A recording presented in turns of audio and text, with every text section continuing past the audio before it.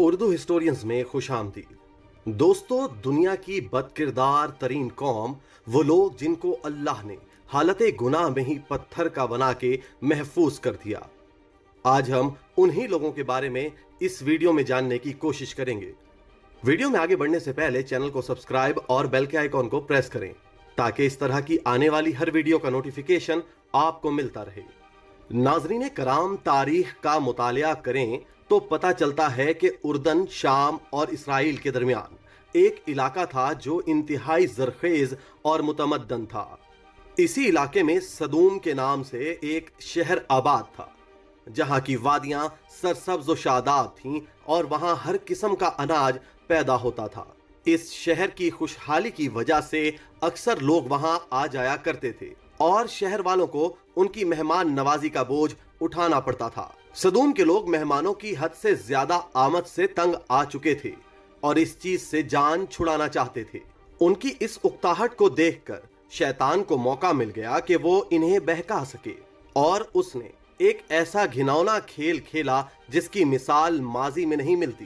ابلیس ایک بوڑھے کی صورت میں ان کے سامنے حاضر ہوا اور ان سے کہا، اگر تم مہمانوں کی آمد سے جان چھڑانا چاہتے ہو تو اس کی تدبیر یہ ہے کہ جب کوئی مہمان تمہاری بستی میں آئے تم لوگ زبردستی ان کے ساتھ بدفعلی کرو۔ اس طرح یہ فعل بد ان لوگوں نے شیطان سے سیکھا اور آہستہ آہستہ یہ لوگ اس برائی کے اس قدر عادی ہو گئے کہ عورتوں کو چھوڑ کے لڑکوں سے اپنی شہوت پوری کرنے لگے۔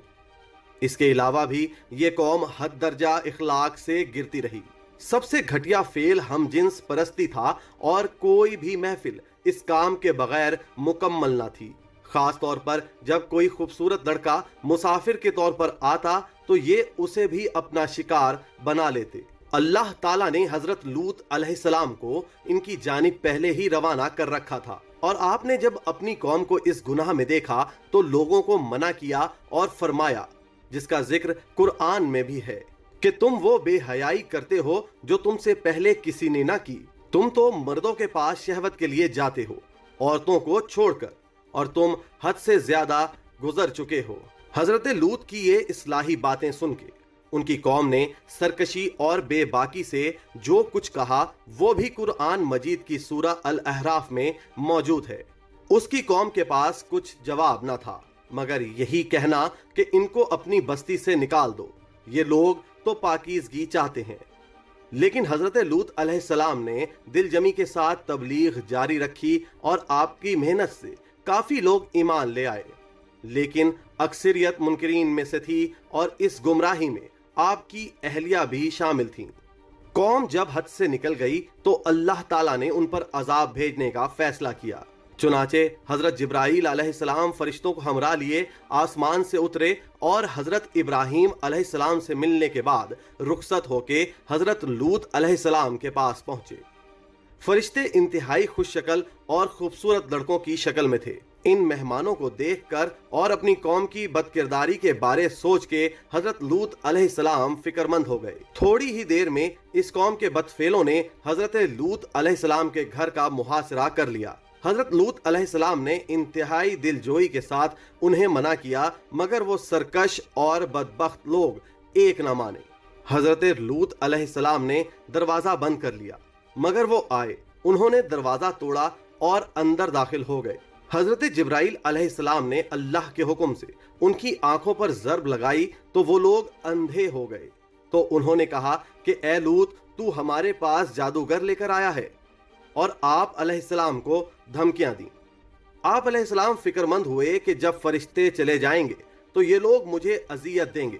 فرشتے یہ منظر خاموشی سے دیکھ رہے تھے مگر جب ان کی سرکشی اور حضرت لوط کی بے بسی حد سے بڑھ گئی تو حضرت جبرائیل علیہ السلام بولے کہ آپ ڈریے نہیں، میں آپ کے رب کی طرف سے بھیجا ہوا ہوں۔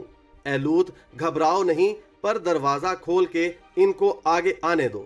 ان ظالموں کے ظلم کی گھڑیاں ختم ہو چکی ہیں۔ ناظرین کرام، سورہ ہود میں لکھا ہے کہ ہمارے بھیجے ہوئے فرشتے لوط کے پاس پہنچے تو وہ انتہائی غمگین ہوئے کیونکہ انہوں نے فرشتوں کو پہچانا نہ تھا۔ انہیں لگا وہ انسان ہیں اور لوط اپنی قوم کی عادت بد سے واقف تھے۔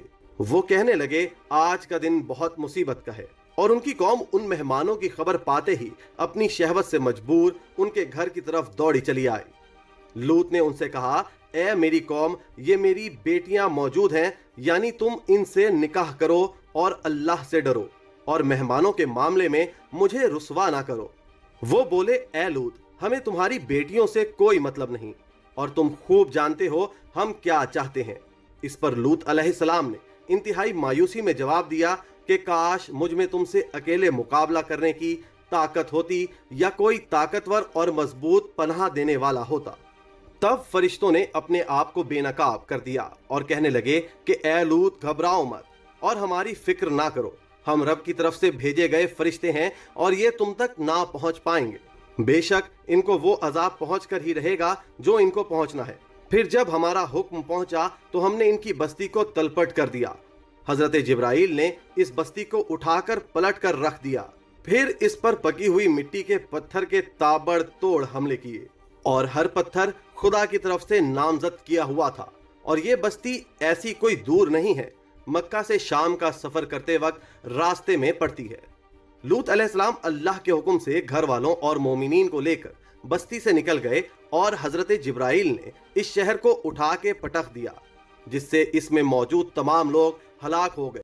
عین اس وقت جب یہ شہر الٹ پلٹ رہا تھا، تب حضرت لوط علیہ السلام کی بیوی، جن کا نام وائلہ تھا، جو در حقیقت منافقہ تھیں اور قوم کے بد کرداروں سے محبت رکھتی تھیں، اس نے پیچھے مڑ کر دیکھ لیا اور کہا، ہائے میری قوم۔ یہ کہہ کر وہ کھڑی ہو گئی اور ایک پتھر اس پر گرا اور وہ وہیں ہلاک ہو گئی۔ مفسرین قرآن کہتے ہیں کہ اس عورت کی لاش آج بھی پتھروں میں اللہ پاک نے آنے والوں کے لیے نشان عبرت بنا کے چھوڑ دی ہے۔ دوستو، قوم لوط کے تباہ شدہ شہر کے بارے آج تک انسان کچھ پتہ نہیں لگا سکا تھا، مگر حال ہی میں امریکی آثار قدیمہ کی ماہرین نے 10 سال کی کھوج کے بعد یہ دعویٰ کیا ہے کہ وہ اردن میں قوم لوط کی باقیات دریافت کرنے میں کامیاب ہو گئے ہیں۔ تحقیقاتی ٹیم کے سربراہ کا کہنا ہے کہ جب ان کی تحقیقات کا نتیجہ سامنے آیا تو وہ خود بھی حیران رہ گئے، کیونکہ صدوم شہر میں زندگی یکدم ختم ہوئی تھی۔ یہ تو اس شہر صدوم کی تفصیل ہے جسے ماہرین ارضیات نے دریافت کیا ہے، اور اس کی تمام نشانیاں وہی ہیں جو اللہ نے قرآن میں 1400 سال پہلے بیان کر دی ہیں۔ جہاں تک حضرت لوط کی بیوی وائلہ کا تعلق ہے تو بعض روایات کے مطابق اسے پتھر کا بت بنا دیا گیا تھا، جو آج بھی اردن میں بحیرہ مردار کے پاس موجود ہے۔ دوستو، امید ہے کہ آج کی ویڈیو سے آپ کو کچھ نیا جاننے کا موقع ملا ہوگا۔ اگر ویڈیو پسند آئے تو اس کو لائک اور شیئر ضرور کیجیے گا اور اپنی قیمتی رائے کا اظہار کمنٹ باکس میں کیجیے گا۔